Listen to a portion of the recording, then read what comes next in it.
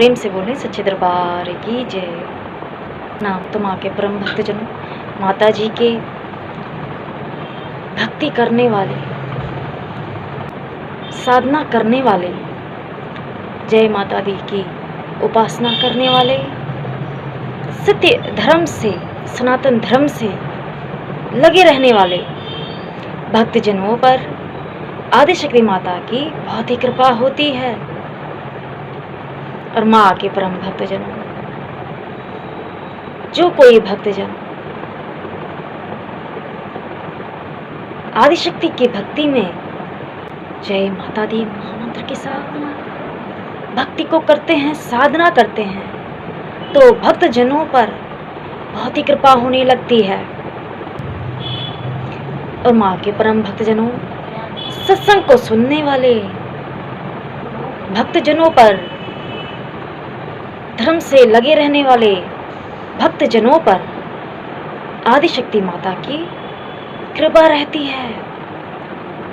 तो माँ के परम भक्तजनों, ये संपूर्ण संसार आदिशक्ति माता के ही अधीन है और अखिल जगत की रचना करना आदिशक्ति माता का परम कर्तव्य है।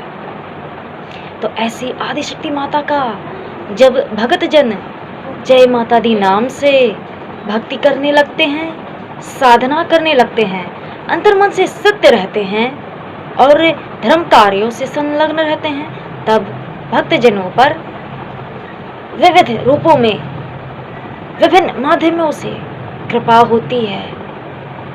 तो माँ के परम भक्तजनों, सर्वोपरि रहने वाली आदिशक्ति माता कल्याण स्वरूपणी और सत्यवादी है। तो ऐसी आदिशक्ति माता की जब भक्तजन जय माता दी महामंत्र के द्वारा भक्ति साधना उपासना करने लगते हैं, धर्म कर्म से लग जाते हैं, मन को स्थायी बना लेते हैं, तब जाकर के भक्तजनों पर, साधकों पर आदिशक्ति माता की पूर्ण कृपा होती है। तो माँ के परम भक्तजनों, समस्त कारणों के भी कारण आदिशक्ति माता हैं और आदिशक्ति माता के प्रकट होने और अंतर ध्यान होने में भक्तजनों के धर्म के ही कार्य कारण होते हैं।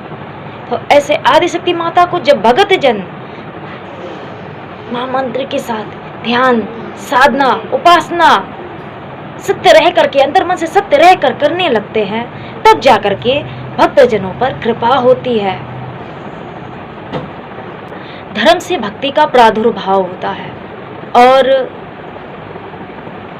भक्ति परमात्मा के, आदिशक्ति माता के, ब्रह्मांड की माता के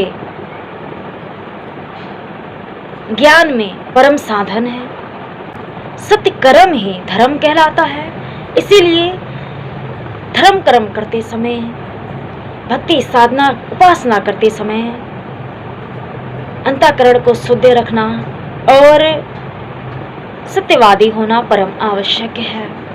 इस संसार में आकर के जो कोई भी आदिशक्ति माता की जय माता दी नाम से भक्ति को प्राप्त कर लेता है, साधना कर लेता है, उपासना कर लेता है, अपने आचरण से शुद्ध होने लगता है, तब भक्तजनों पर डायरेक्ट ब्रह्मांड की माता की दृष्टि होती है, कृपा रहती है।